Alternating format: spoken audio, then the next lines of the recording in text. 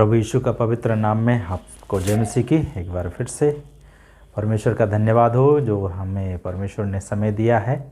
हम उसके नाम की स्तुति करते हैं। आज का दिन में हम लोग एक नया टॉपिक के ऊपर विचार करेंगे जो है आखिरी दिन या अंत का समय। इसके बारे में हम लोग स्टडी करेंगे और आज हम लोग पहला भाग उसका देखेंगे। प्रियो, इस धरती पर के ऊपर जो दृश्य वस्तुएं हैं वो सब कुछ एक दिन नहीं दिखाई देंगी, लेकिन जो अदृश्य वस्तुएं हैं जो मतलब हमें दिखाई नहीं देती है वो क्या होगा, एक दिन सब दिखाई देगा।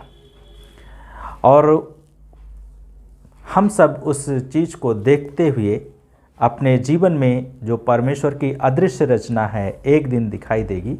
और सत्य ईश्वर को दृश्य रूप में हम चाहे जितना लाल या पीला कर लें अपने संतोष के लिए, भक्ति के लिए, परंतु ये सब नष्ट हो जाएगी। परमेश्वर को किसी ने कभी नहीं देखा और ना तो उसे देख सकता है, लेकिन परमेश्वर ने अपने इकलौते पुत्र को इस संसार में भेजा, अर्थात यीशु मसीह को, जो एक कुंवारी के द्वारा जन्म लिया और उसने हम सब के पाप के लिए, छुटकारे के लिए, बचाव के लिए उसने अपना जान दिया। तो आज का दिन में हम ये देखेंगे कि आखिरी दिन, इस जो पीरियड चल रहा है, अभी का समय जो चल रहा है, इसका आखिरी समय क्या होगा। तो उसमें से आज पहला भाग हम देखेंगे तैयारी के दिन। तैयारी के दिन में हम देखेंगे पहली चीज़ जो घटित होगी अंतिम समय में, उसमें ये होगा तैयारी का दिन। और उसमें जो पहली बात घटित होगी वो ये होगी, झूठे भविष्यवक्ताओं की बढ़ोतरी होगी। अर्थात झूठे भविष्यवक्ताओं लोग बहुत सारे उठ खड़े होंगे और लोगों को भरमाएंगे, लोगों को बरगला करके अपने पक्ष में करने का कोशिश करेंगे। लेकिन प्रभु यीशु मसीह ने हमें और आपको पहले से ही बता दिया है ताकि हम उसमें ना पड़ें। तो उसके लिए मत्ती की किताब उसका 24 अध्याय और उसका 4 और 5वां पद में प्रभु यीशु मसीह ने कहा, इस पर यीशु ने उत्तर दिया, सावधान रहो, कोई तुम्हें धोखा ना दे। और फिर उसके बाद में 5वें पद में प्रभु यीशु ने कहा, क्योंकि बहुत लोग मेरे नाम से ये कहते आएंगे मैं मसीह हूँ, और बहुतों को धोखा देंगे। ये प्रभु यीशु मसीह ने पहले से कह दिया है। इसलिए आज का समय में जब हम लोग देख रहे हैं और जी रहे हैं और अपने चारों ओर देख रहे हैं कि मसीह समाज में भी या मसीह समाज के अंदर बहुत सारे झूठे भविष्यवक्ता लोग उठ करके खड़े हो रहे हैं, ये एक अंतिम समय का चिन्ह है जिसको हम और आप देख रहे हैं और महसूस कर रहे हैं। और इसी का 10 और 11 पद में लिखा है, उन दिनों में बहुत से लोग ठोकर खाएंगे और एक दूसरे से विश्वासघात और एक दूसरे से घृणा करेंगे। इन दिनों में बहुत सारे मसीही लोग, बहुत सारे लोग घृणा कर रहे हैं एक दूसरे से, बहुत सारे लोग ठोकर खा रहे हैं, बहुत सारे लोग दूसरे को ठोकर खिला रहे हैं, बहुत सारे लोग धोखा दे रहे हैं। क्यों? क्योंकि झूठे लोग उठ खड़े हुए हैं। बाइबल कहती है बाहर वालों से प्रॉब्लम नहीं है, कमी हमारे अंदर से है, हम लोगों से के अंदर से है, मसीह समाज के अंदर से है। इसलिए बाहर से कुछ भी नहीं है। इसलिए प्रभु यीशु मसीह ने कहा कि उन दिनों में, अर्थात अंतिम दिनों में, बहुत से लोग ठोकर खाएंगे और एक दूसरे से विश्वासघात करेंगे। आज कई लोग एक दूसरे का विश्वासघात कर रहे हैं, पारिवारिक रूप से भी, सामाजिक रूप से भी, आत्मिक रूप से भी लोग एक दूसरे का घात कर रहे हैं। और फिर उसके बाद में प्रभु यीशु मसीह ने कहा, और एक दूसरे से घृणा करेंगे। क्या हमारे और आपका बीच में ऐसा नहीं हो रहा है? यदि हो रहा है तो हम अंतिम समय में जी रहे हैं। जो परमेश्वर के आगमन का तैयारी का दिन है उसमें हम लोग चल रहे हैं, और उसमें पहला है झूठे भविष्यवक्ताओं की बढ़ोतरी, और ये हो रही है। और 11 पद में तब प्रभु यीशु मसीह ने कहा, तब बहुत से झूठे नबी उठ खड़े होंगे और बहुतों को भरमाएंगे। अर्थात हमारे और आपका बीच से बहुत सारे लोग यीशु मसीह के नाम से खड़े हो जाएंगे, मसीह के नाम से खड़े हो जाएंगे और कहेंगे मैं मसीह हूँ,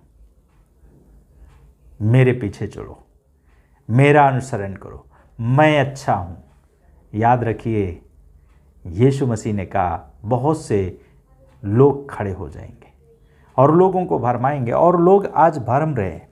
24 पद में प्रभु यीशु मसीह ने कहा, क्योंकि झूठे मसीह और झूठे नबी उठ खड़े होंगे तथा बड़े बड़े चिन्ह और अद्भुत काम दिखाएंगे।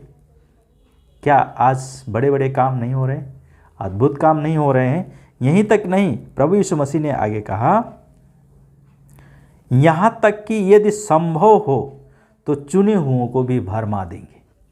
अर्थात जो समझते हैं कि मैं बहुत परिपक्व हूँ, बहुत अच्छा हूँ, मैं डरता नहीं, मैं मसीह में निडर हूँ, मैं मसीह के साथ मरने के लिए जीने के लिए तैयार हूँ और मैं मसीह के लिए एक गवाह हूँ। एक बार हम भी धोखा खा जाते हैं, क्योंकि प्रभु यीशु मसीह का ये वचन है और ये सत्य है। बहुत सारे लोग भरमा दिए जाएंगे, चुने हुए, लिखा है चुने हुओं को भी भरमा दें। ऐसे लोग होंगे, झूठे मसीह लोग, और ये आज चल रहा है और हमें और आपको ऐसे लोगों से सावधान रहने की ज़रूरत है। यदि हम सावधान नहीं रहेंगे तो हम परमेश्वर के वचन से, परमेश्वर का उपस्थिति से, परमेश्वर का नज़दीक अपने आप को पाने से हम भरम जाएंगे। और प्रभु यीशु मसीह ने लूका का सुसमाचार उसका 18 अध्याय उसका 8 पद में प्रभु यीशु मसीह ने कहा, मैं तुमसे कहता हूँ कि वह उनका न्याय शीघ्र करेगा। फिर भी मनुष्य का पुत्र जब आएगा तो क्या पृथ्वी पर विश्वास पाएगा? प्रभु यीशु मसीह इस धरती पर आएंगे, क्या मनुष्यों के अंदर विश्वास मिलेगा? ये एक सवाल है हमारे लिए, आपके लिए, हम सब के लिए। क्या यीशु मसीह विश्वास को पाएगा? क्योंकि प्रभु यीशु मसीह कह रहे हैं, फिर भी मनुष्य का पुत्र जब आएगा तो क्या वह पृथ्वी पर विश्वास पाएगा? लूका 18 का 8 में। और प्रभु यीशु मसीह जब आएगा इस धरती के ऊपर, क्या विश्वास को पाएंगे? क्या हम हमारे बारे में प्रभु कहने पाएंगे कि हाँ, शाबाश मेरे विश्वास योग अच्छे दास? क्या हम और आप ये शब्द सुनेंगे? यदि सुनेंगे, प्रभु की स्तुति हो। यदि नहीं सुनेंगे तो हमारे लिए बड़ी ही गंभीर और बहुत ही चुनौतीपूर्ण बात है। और इसलिए हमें अपने जीवन में अपने आप को तैयार रखना है, ताकि हम परमेश्वर के साथ में चलते हुए परमेश्वर की महिमा कर सकें। और परमेश्वर हमसे यही चाहता है कि हम परमेश्वर में नज़दीकी के साथ में बढ़ सकें और प्रभु कहे कि हाँ, ये विश्वास योग्य है।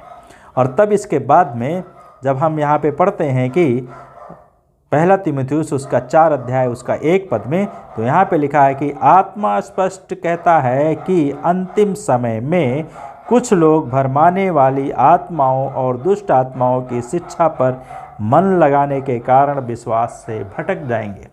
कुछ लोग, सबकी बात नहीं प्रभु यहाँ पे कर रहा है, लेकिन यहाँ पे प्रभु कह रहा है कि कुछ लोग क्या होंगे? भटक जाएंगे।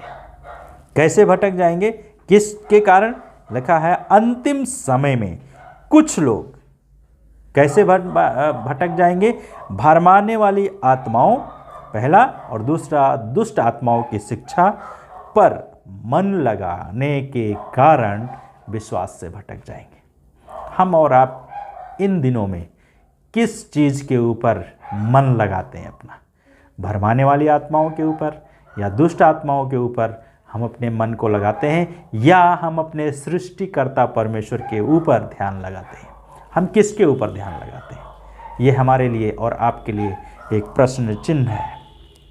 और इसलिए हमें बड़ी सावधानी के साथ में चलते हुए परमेश्वर की महिमा करनी है। दूसरा पत्रस की किताब उसका 2 अध्याय और उसका 1-2 पद में प्रभु का वचन कहता है, परंतु उन लोगों के मध्य झूठे नबी उठ खड़े होंगे, जैसा कि तुम्हारे मध्य भी झूठे उपदेशक होंगे, जो गुप्त रूप से घातक और विधर्मी शिक्षा का प्रचार करेंगे। क्या करेंगे? गुप्त रूप से घातक और विधर्मी शिक्षा, अर्थात जो हमारे लिए और आपके लिए अच्छा नहीं है या समाज के लिए अच्छा नहीं है, ऐसी शिक्षाओं का लोग प्रचार करेंगे। और आज हमारे और आपका बीच में विधर्मियों की शिक्षा बहुत तेज़ी से चल रही है और हम उन विधर्मी शिक्षाओं से का प्रचार करेंगे लोग। और फिर लिखा है, यहाँ तक कि उस स्वामी को भी अस्वीकार करेंगे जिसने उन्हें मोल लिया है, अर्थात प्रभु यीशु मसीह को भी लोग अस्वीकार करेंगे।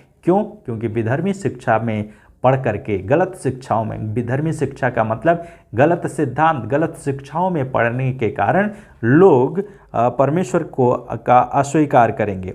और फिर लिखा है, और इस प्रकार वे शीघ्र ही अपने ऊपर विनाश ले आएंगे।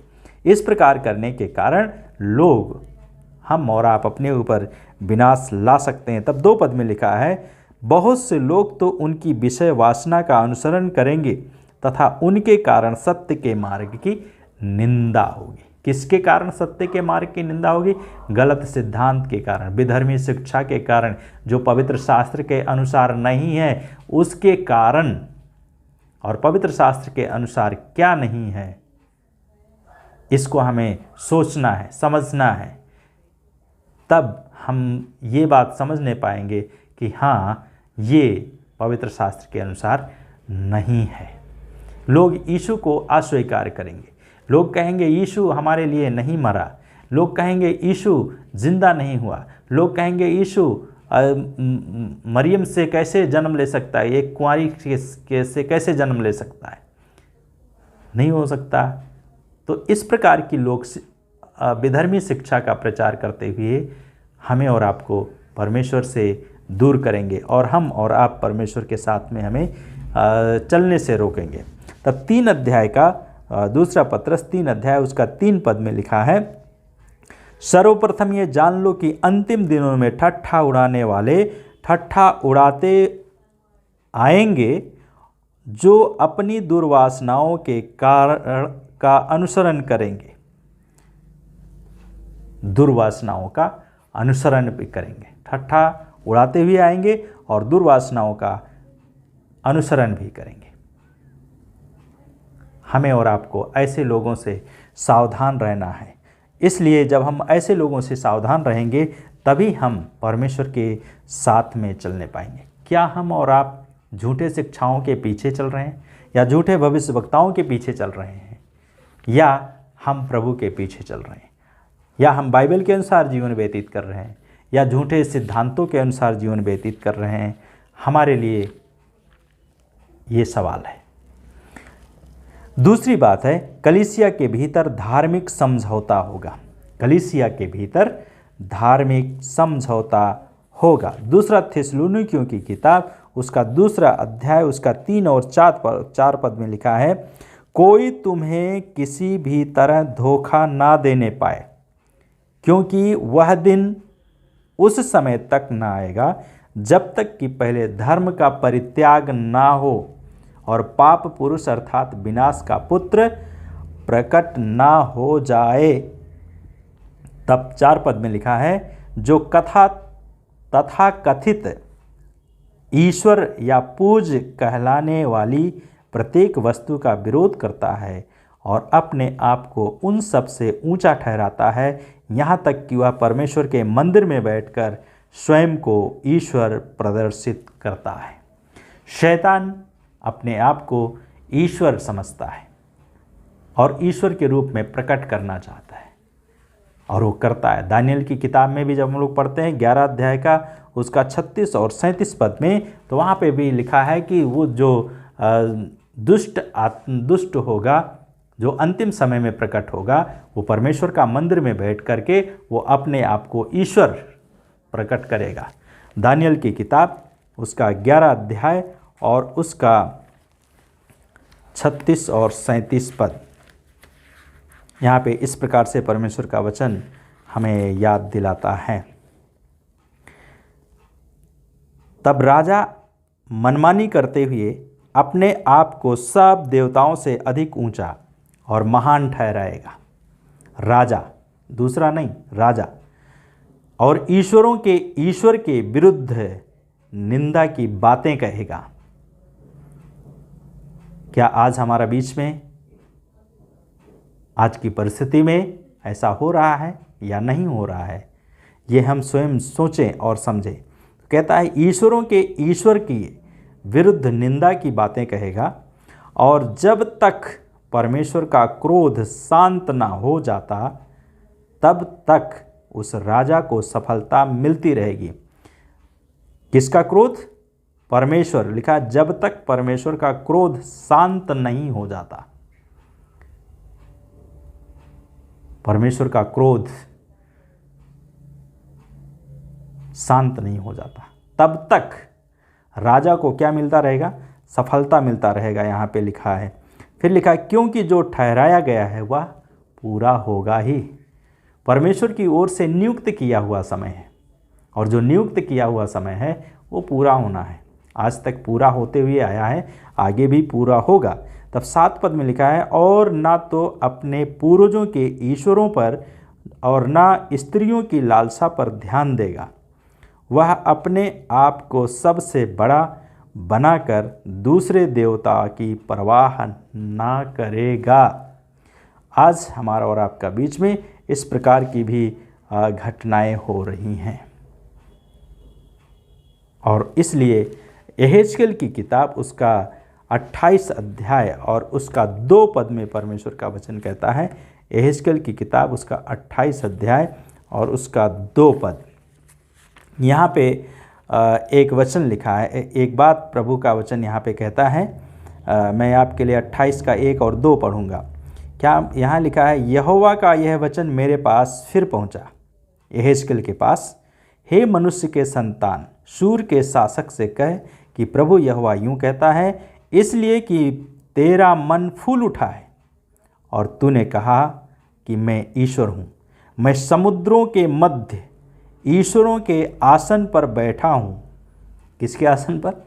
ईश्वरों के आसन पर। ईश्वर के आसन पर नहीं, ईश्वरों के आसन पर बैठा हूँ।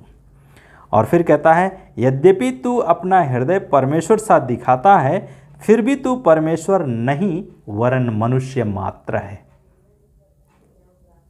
ये आज से बहुत दिन पहले प्रभु का वचन यहेजकेल के द्वारा ये लिखा गया है, और कहता है कि वो अपने आप को परमेश्वर समझता है, परमेश्वर के समान दिखाता है, फिर भी वो परमेश्वर नहीं है, वो केवल मनुष्य मात्र है।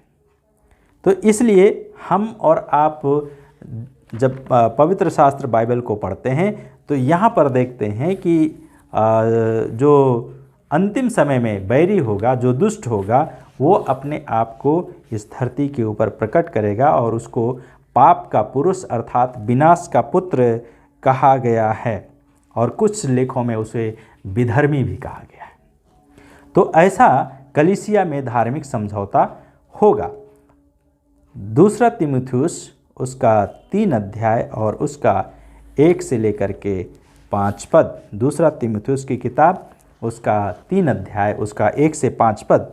यहाँ पे इस प्रकार से लिखा है, परंतु ध्यान रख कि अंतिम दिनों में कठिन समय आएंगे, क्योंकि मनुष्य स्वार्थी, लोभी, अहंकारी, उदंड, परमेश्वर की निंदा करने वाला, माता पिता की आज्ञा ना मानने वाला, कृतघ्न, अपवित्र, स्नेह रहित, क्षमा रहित, परनिंदक, आश्रयमी, क्रूर, भलाई से घृणा करने वाले, विश्वासघाती, ढीठ, मिथ्याभिमानी, परमेश्वर से प्रेम करने की अपेक्षा सुख विलास से प्रेम करने वाले होंगे।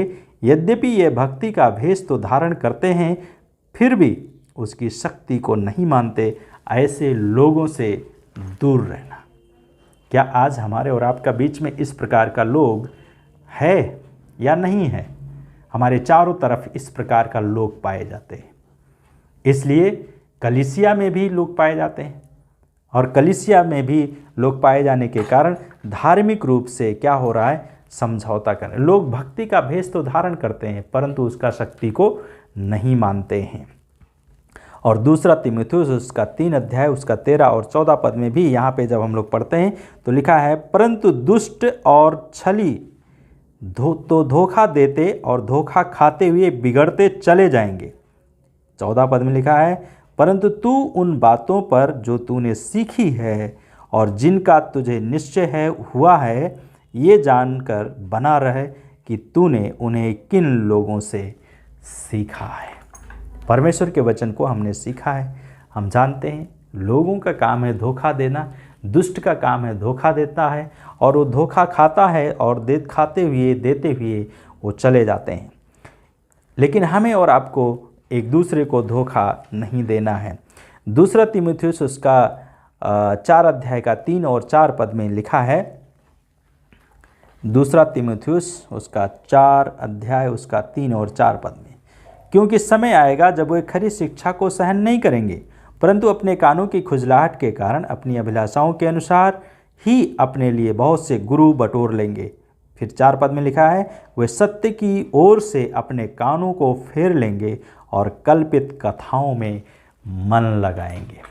आज के समय में जब परमेश्वर के वचन को लोगों को सुनाया जाता है तो लोग कहते हैं यही केवल सही है, हमारा कौन सही, क्या नहीं सही है, ये क्या नहीं सही है। कल्पित कथाओं में मतलब जो कहा गया है किसी के द्वारा उसके ऊपर ध्यान लगाते हैं, ना कि परमेश्वर के वचन के ऊपर ध्यान लगाते हैं। तो हमें परमेश्वर के वचन के ऊपर ध्यान लगाना है। जो हमने सीखा है, जो जान गया है, हमें उसके पीछे चलने की ज़रूरत है। और यदि हम उसके पीछे नहीं चलेंगे तो हम परमेश्वर के साथ में नहीं चल पाएंगे। तो तैयारी के आखिरी दिन में दूसरी बात है, कलीसिया के भीतर धार्मिक समझौता होगा। तीसरी बात है, परमेश्वर के नियमों की अवहेलना और पाप की बढ़ोतरी होगी। परमेश्वर के नियमों की अवहेलना होगी और पाप की बढ़ोतरी होगी। और इसलिए आज का दिन में इस समय में आज का सिचुएशन में हमें और आपको इस प्रकार की बातें हमारे चारों ओर दिखाई देती हैं। मत्ती उसका 24 अध्याय उसका 12 पद में परमेश्वर का वचन यहाँ पे कहता है, अधर्म के बढ़ने के कारण बहुतों का प्रेम ठंडा पड़ जाएगा। अधर्म के बढ़ने के कारण बहुतों का प्रेम ठंडा पड़ जाएगा। और आज बहुत सारे लोगों का प्रेम क्या हो गया है, ठंडा पड़ गया है। मत्ती 24 में ही 37 से 39 पद को जब हम लोग पढ़ते हैं तो वहाँ पर परमेश्वर का वचन हमें याद दिलाता है जिस प्रकार से नूह के दिनों में हो रहा था कि लोग क्या कर रहे थे, जल प्रलय के आने से पहले लोग शादी विवाह कर रहे थे। आज भी हो रहा है, यीशु के आगमन से पूर्व ये सब हो रहा है। लोग अपनी मनमानी कर रहे थे उस समय भी, आज भी लोग अपनी मनमानी कर रहे हैं। परमेश्वर का वचन नूह के द्वारा लोगों को संदेश दिया जाता था कि मन फिराओ, परमेश्वर के पास में लौट आओ, अपने पापों से पश्चाताप करो, परमेश्वर की ओर फिरो। लेकिन लोग नहीं आते थे और क्या हुआ नतीजा, लोग नष्ट हो गए। आज भी परमेश्वर का वचन लोगों तक पहुंच रहा है किसी न किसी तरीके से, मीडिया के द्वारा, लोगों के द्वारा, लोगों के गवाही के द्वारा, विरोध के द्वारा, कई एक तरीके से प्रचार हो रहा है। सुसमाचार लोगों के पास में पहुंच रहा है, यीशु का नाम लोगों के पास में पहुंच रहा है। लेकिन आज भी लोग क्या हैं, अपनी दुनिया में मस्त हैं। प्रियो याद रखो, यीशु आएगा, ये अंतिम दिन है, आखिरी दिन चल रहा है, तैयारी का दिन चल रहा है। प्रभु यीशु कब आ जाएंगे नहीं मालूम। क्या हम जब यीशु आएंगे क्या हम उसके साथ होंगे या यहीं रह जाएंगे, हमें अपने जीवन को देखना है। दूसरा तीमुथियुस उसका 3 अध्याय 1 से 8 पद में जब हम लोग पढ़ रहे थे, अभी हमने आपके लिए पढ़ा था, तो उसमें था पापों का बढ़ना। पाप बढ़ रहा है, आज भी लोग पाप का बोलबाला है चारों तरफ, और लोग परमेश्वर के वचन की अवहेलना करते हैं और परमेश्वर के वचन को ध्यान नहीं देते हैं और परमेश्वर के वचन से दूरी बनाते हैं। इसलिए हमें और आपको परमेश्वर के वचन से दूरी ना बना करके परमेश्वर के वचन के साथ में हमें निकटता का समय व्यतीत करना चाहिए। और इसके बाद में जब हम 6, 7 और 8 पद को पढ़ते हैं तो उसमें लिखा है, क्योंकि इनमें से वे लोग हैं जो घरों में दबे पांव घुस जाते हैं और उन दुर्बल स्त्रियों को बस में कर लेते हैं जो पापों से दबी और अनेक प्रकार की दुर्वासनाओं में फंसी हैं, जो सदा सीखती तो रहती हैं पर सत्य की पहचान तक कभी नहीं पहुंच पाती। हम परमेश्वर के वचन को सुनते हैं, परमेश्वर के वचन को पढ़ते हैं, जानते हैं, लेकिन फिर भी हम क्या करते हैं, सीखने के बावजूद भी हम उसको क्या नहीं करते, फॉलो नहीं करते हैं। कह रहा है कि सत्य की पहचान तक कभी नहीं पहुंच जाती। क्या हम सत्य की पहचान तक पहुंचे हैं? यदि नहीं पहुंचे हैं तो ये हमारे लिए और आपके लिए भी एक चुनौती है कि हम सत्य के पहचान तक पहुँचें। चौथी चीज़ है, आखिरी दिनों में युद्ध, अकाल और भूकंपों में वृद्धि होगी। जिस प्रकार से हम पढ़ते हैं मत्ती का सुसमाचार 24 अध्याय उसका 6, 7 और 8 पद में, यहाँ पे परमेश्वर का वचन कहता है कि तुम लड़ाइयों की चर्चा और लड़ाइयों की अफवाह सुनोगे, देखो भयभीत ना होना। प्रभु यीशु मसीह ने ये कहा। लड़ाइयों की चर्चा क्या आज हो रही हैं या नहीं हो रही हैं? हम न्यूज़ में देखते हैं, टीवी में देखते हैं, मीडिया में देखते हैं, यूट्यूब में देखते हैं। सारी चीज़ जो आज का समय में संदेश के लिए है, उसमें हम देखते हैं एक देश दूसरे देश के ऊपर हमेशा धमकी देता है, मैं ये करूँगा, मैं वो करूँगा, मैं परमाणु बम छोड़ूंगा, मेरे पास इतना है, मेरे पास उतना है, मेरे पास ये मिसाइल है, मेरे पास वो मिसाइल है। एक युद्ध का अफवाह चल रहा है। तो कह रहा है कि तुम लड़ाइयों की चर्चा और लड़ाइयों की अफवाह सुनोगे, देखो भयभीत ना होना। लेकिन प्रभु यीशु मसीह ने अपने लोगों के लिए कहा है, क्या नहीं होना? भयभीत नहीं होना, डरना नहीं। क्यों? क्योंकि इनका होना क्या है? अवश्य है। लिखा है इनका होना अवश्य है, परंतु उस समय अंत ना होगा। ये होगा लेकिन अंत नहीं होगा। तब 7 पद में प्रभु का ने कहा, क्योंकि जाति जाति के विरुद्ध और राज राज के विरुद्ध उठ खड़े होंगे और बहुत से स्थानों पर अकाल पड़ेंगे, भूकंप आएंगे। 8 पद में प्रभु ने कहा, ये सब बातें तो पीड़ाओं का आरंभ ही होगा। ये सारी चीज़ें मिल करके पीड़ाओं का आरंभ होगा। लेकिन हमें और आपको चलते रहना है प्रभु के प्रति इन दिनों में तैयारी के साथ में, बिना डरे हुए हमें परमेश्वर के साथ और नज़दीकी का समय व्यतीत करना है, ताकि हम परमेश्वर के साथ में बने रहकर हम परमेश्वर की महिमा कर सकें। क्योंकि वही हमारा परमेश्वर है, वही हमारा प्रभु है और वही है जो हमें और आपको संभालने वाला परमेश्वर है।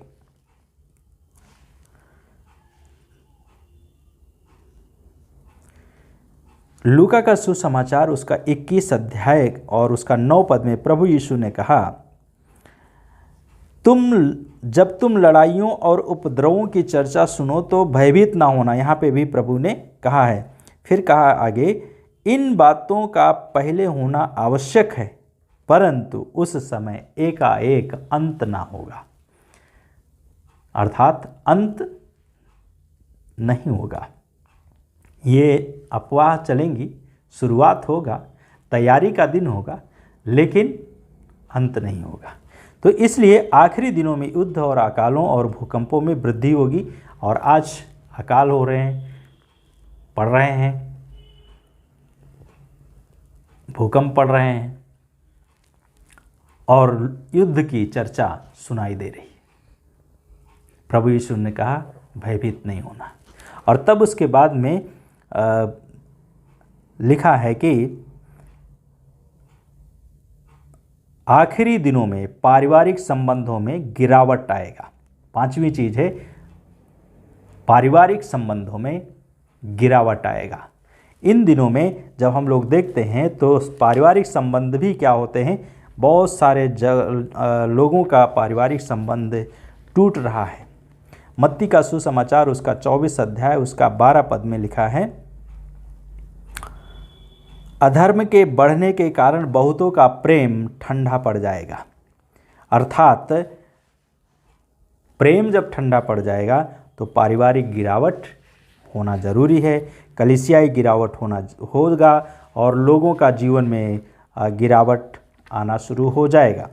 मत्ती का सुसमाचार 10 अध्याय और उसका 21 पद में परमेश्वर ने कहा, भाई अपने भाई को और पिता अपने बच्चों को मार डाले जाने के लिए सौंपेंगे और संतान माता पिता के विरुद्ध उठ खड़े होकर उन्हें मरवा डालेंगे। अंतिम दिनों में, आखिरी समय में पारिवारिक संबंधों में भी गिरावट होगी। मतलब एक दूसरे के प्रति घृणा या प्रेम रहित जीवन व्यतीत करेंगे लोग। क्या आज लोग प्रेम रहित जीवन व्यतीत कर रहे हैं या नहीं कर रहे हैं? हम देखते हैं चारों ओर इस प्रकार की घटनाएं हो रही हैं। तो पांचवी बात है, पारिवारिक संबंधों में गिरावट आएगा। छठी बात है, परमेश्वर के लोगों का घोर उत्पीड़न होगा। परमेश्वर के लोगों का घोर उत्पीड़न होगा। मत्ती का सुसमाचार उसका 10 अध्याय 22 और 23 पद में प्रभु का वचन कहता है, मेरे नाम के कारण सब तुमसे घृणा करेंगे, परंतु जो अंत तक धीरज धरे रहेगा उसी का उद्धार होगा। और 23 पद में प्रभु यीशु का वचन ने कहा, जब कभी वे तुम्हें इस नगर में सताएं तो दूसरे में भाग जाना, क्योंकि मैं तुमसे सच कहता हूँ कि इससे पूर्व कि तुम इज़राइल के सब घरानों में फिरना समाप्त करो, मनुष्य का पुत्र आ जाएगा। अर्थात अचानक प्रभु यीशु मसीह आएगा गुप्त रूप से, और गुप्त रूप से प्रभु यीशु मसीह जब आएंगे तब लोग जब घोर उत्पीड़न में होंगे उसमें से परमेश्वर उनको निकालेंगे। यूहन्ना का सुसमाचार उसका 15 अध्याय और उसका 19 और 20 पद में प्रभु ने कहा है, 15 अध्याय उसका 19 और 20 पद, यहाँ पे प्रभु का वचन कहता है, यदि तुम संसार के होते तो संसार अपनों से प्रेम करता, परंतु इसलिए कि तुम संसार के नहीं हो, क्योंकि मैंने तुम्हें संसार में से चुनकर निकाल लिया है, इसलिए संसार तुमसे घृणा करता है। 20 पद में प्रभु ने कहा, वह वचन जो मैंने तुमसे कहा स्मरण रखो, दास अपने स्वामी से बड़ा नहीं। यदि उन्होंने मुझे सताया तो वे तुम्हें भी सताएंगे, यदि उन्होंने मेरी बात मानी हो तो वे तुम्हारी भी मानेंगे। आज के समय में घोर उत्पीड़न इस प्रकार की हो रही है। और 16 अध्याय का 33 पद में प्रभु ने कहा, ये बातें मैंने तुमसे कही हैं कि तुम मुझ में शांति पाओ। संसार में तुम्हें क्लेश होता है, परंतु साहस रखो, मैंने संसार को जीत लिया है। प्रभु ने संसार को जीत लिया है और इसलिए हमें साहस के साथ में प्रभु के साथ में चलना है, और हमें परमेश्वर हमारी और आपकी सहायता करेंगे और हम परमेश्वर में होकर परमेश्वर की महिमा का कारण बनेंगे। इसलिए हमें और आपको एक दूसरे को प्रोत्साहित करना है। पीड़ा के समय में भी, कष्ट के समय में भी हमें लोगों को प्रोत्साहित करना है। अभी के समय में हम लोग देखते हैं कि झारखंड के लातेहार में एक प्रभु के सेवक को पिछले शुक्रवार के समय में, अभी उनको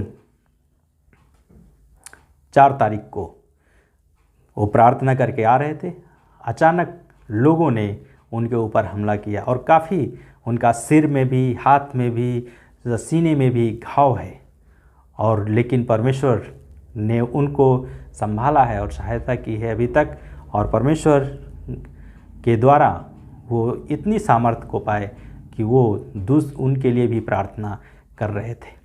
तो घोर उत्पीड़न चल रहा है और ये चलेगा, लेकिन प्रभु कब आ जाएगा हमें नहीं मालूम, आपको नहीं मालूम। इसलिए परमेश्वर हमारे साथ और आपके साथ मिलकर हमारी और आपकी सहायता करे। 7वीं बात है, जो प्रभु में डटे रहेंगे आखिरी दिनों में केवल उन्हीं का उद्धार होगा। जो प्रभु में डटे रहेंगे, बाइबल कहती है मरकुस 13 अध्याय उसका 13 पद में, परंतु जो अंत तक धीरज धरे रहेगा उसी का उद्धार होगा।